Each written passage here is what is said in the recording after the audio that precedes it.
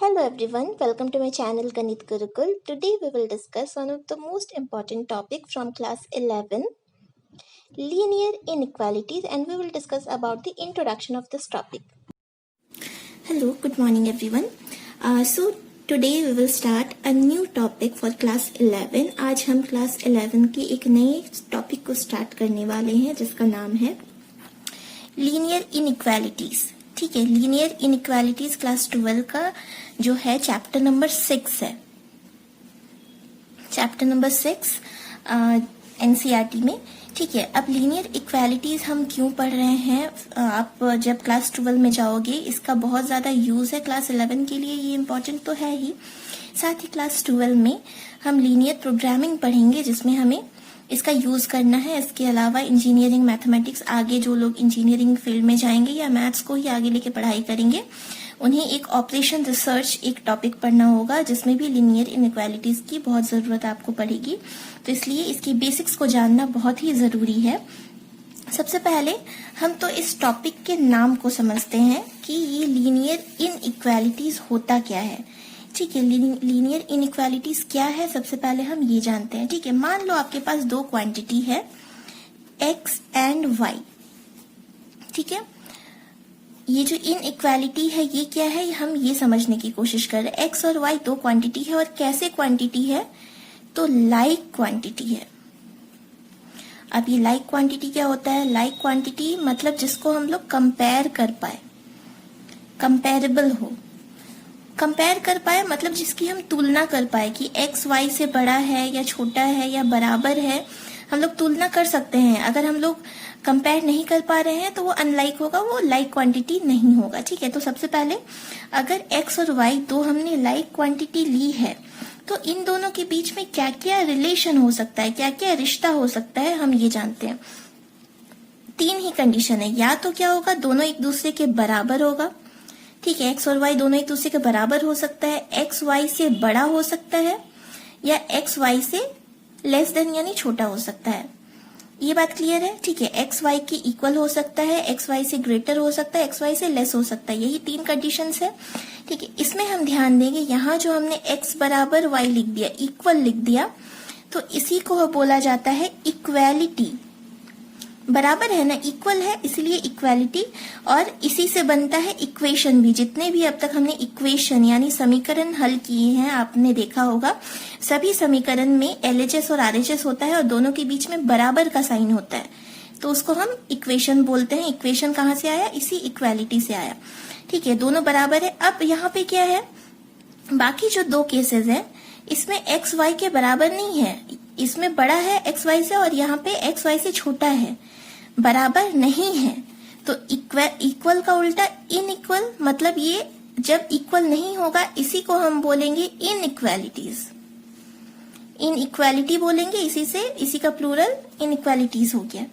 ठीक है, तो ये बात क्लियर हुआ कि अभी जो हम अब तक हमने जो पढ़ा था बराबर करके पढ़ा था, अब ये ग्रेटर देन और लेस देन के रूप में रहेगा. तब हमें कैसे सॉल्व करना है, कैसे पढ़ना है, उसके बारे में हम जानेंगे. तो इनइक्वालिटी का कंसेप्ट अब क्लियर हो गया. ठीक है, उसके बाद आप सोचो क्या सिर्फ यही तीन कंडीशन हो सकते हैं? क्या ये सिर्फ तीन रिलेशन हो सकते हैं x और y के बीच में? कुछ और भी होते हैं. ठीक है, कभी कभार ऐसा होता है कि x मान लो y से बड़ा है. ठीक है, लेकिन ओकेजनली मतलब कुछ कंडीशंस ऐसे आ जाते हैं कि x y के कभी कभी बराबर भी हो सकता है. ठीक है, कुछ ऐसे क्वेश्चंस आएंगे आपको कि हमेशा वो x जो है y से बड़ा रहेगा लेकिन कभी कभार बराबर भी हो सकता है. ठीक है, तो ऐसे तो ये दो स्टेटमेंट है, एक तो है नहीं, मतलब कभी ग्रेटर हो रहा है कभी बराबर हो रहा है. लेकिन अगर दोनों को हम मिला के लिख दे तो ये कुछ इस तरह से बनेगा, x greater than equal to y. ठीक है, मतलब ग्रेटर भी हो सकता है बराबर भी हो सकता है. इसी तरह एक और कंडीशन बन सकता है x less than equal to y. ठीक है, तो टोटल हमें इनइक्वालिटी की अगर हम बात करें तो हमें क्या क्या मिल गया? ग्रेटर भी हो सकता है, लेस भी हो सकता है, ग्रेटर देन इक्वल टू भी हो सकता है, लेस देन इक्वल टू भी हो सकता है. ये चार चीजें हो सकती है इनइक्वालिटी के क्वेश्चन में. ये बात क्लियर हो रहा है? ठीक है, इसमें भी हम ध्यान देंगे. ये जो दोनों है ठीक है, इसमें सिर्फ एक स्टेटमेंट है, या तो ग्रेटर होगा या तो लेस होगा। तो इस तरह के इनइक्वालिटी को हम बोलते हैं स्ट्रिक्ट इनइक्वालिटी। स्ट्रिक्ट इनइक्वालिटी क्यों? स्ट्रिक्टली या तो ग्रेटर होगा या तो लेस होगा, लेकिन अगर इस तरह की इनइक्वालिटी है, मतलब कभी कभी वो बराबर भी हो जा रहा है, तो इसको हम बोलेंगे स्लैक इनइक्वालिटी। ठीक है, सिर्फ ग्रेटर और लेस होगा तो स्ट्रिक्ट इनइक्वालिटी, और दोनों मिक्स होगा तो स्लैक इनइक्वालिटी इसको नाम दिया जाता है। ठीक है, तो ये बेसिकली इनइक्वालिटी में हमें इन 4 चीजों के बारे में पढ़ना है। हम क्या करते हैं, हमने इस इनइक्वालिटी के बारे में तो जान लिया, अब हम जानने की कोशिश करते हैं ये जो लिखा हुआ है लीनियर। ठीक है, पहले तो हमें टॉपिक को समझना है, तो टॉपिक इनइक्वालिटी हमें पता चल गया कि हमारे क्वेश्चन में जो greater less greater than equal to less than equal to रहेगा। बट ये लीनियर क्या है, हम इस बात को जानते हैं। लीनियर का मतलब होता है रेखीय।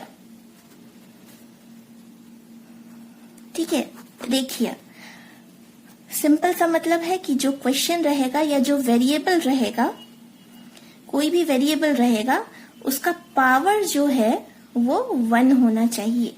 ठीक है, हम लोग रेखीय समीकरण पहले भी पढ़ चुके हैं, और द्विघात समीकरण में क्या होता था, पावर 2 हो जाता था, एक्स स्क्वायर रहता था। लेकिन अगर हम बात करें लीनियर का, तब वो किस तरह का क्वेश्चन होता था, मान लिया कि ऐसा लिखा हुआ है, मान लो 4x + 7 = 12। ठीक है, तो यहाँ देखो तो x का पावर कितना है, 1 है ना, x के ऊपर 1 है, मतलब ये किस तरह का इक्वेशन है, तो ये लीनियर इक्वेशन है। ठीक है, लीनियर इक्वेशन है, और यही बात ये हमने पहले पढ़ चुके हैं हम लोग। ठीक है, अभी अगर कुछ ऐसा रहता 4x + 7 > 13, मान लो ऐसा लिखा हुआ है, इसमें देखो इक्वेशन था क्योंकि इक्वालिटी था। आपका जो हमारा क्वेश्चन होगा लीनियर की वजह से पावर 1 वाला क्वेश्चन रहेगा।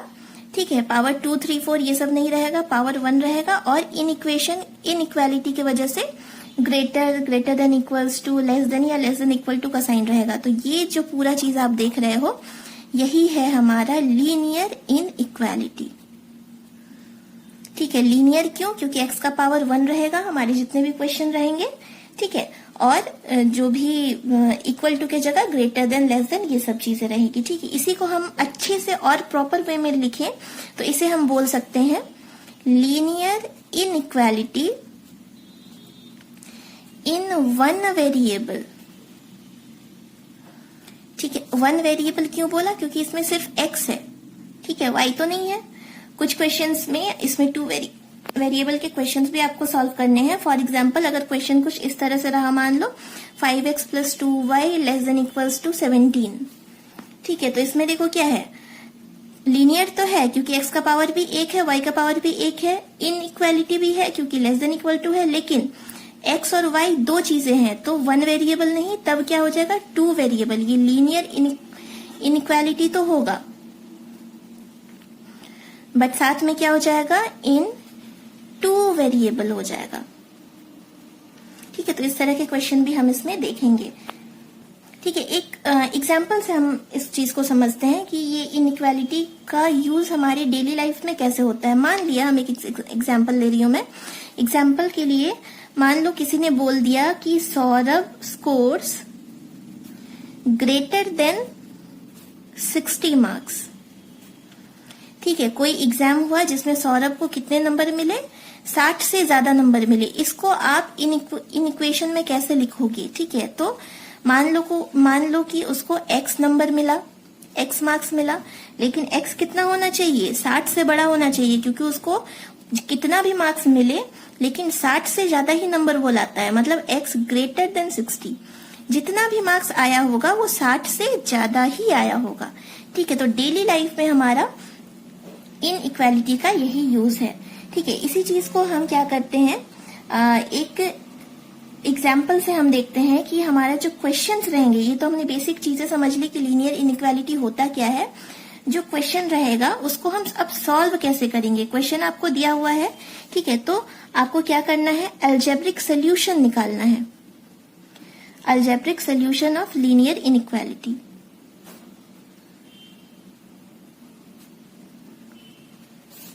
ठीक है, अलजेब्रिक सोल्यूशन निकालना है। मान लो आपको कुछ इस तरह से क्वेश्चन दिया है कि 3x + 2 लेस देन 22, जहां पे x क्या है, x है प्राकृत संख्या यानी नेचुरल नंबर।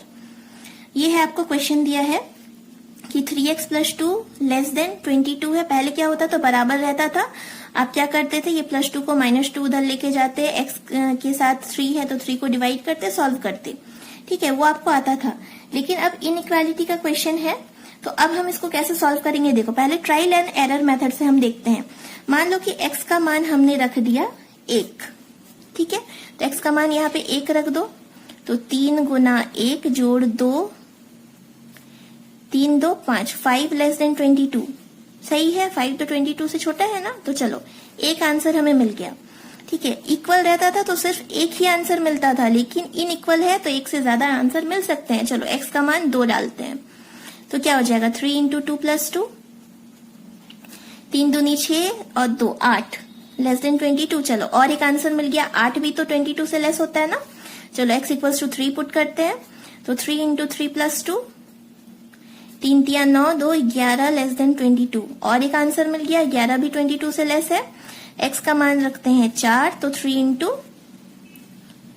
4 + 2 लेस देन 22, 4 × 12 और 2 14 लेस देन 22।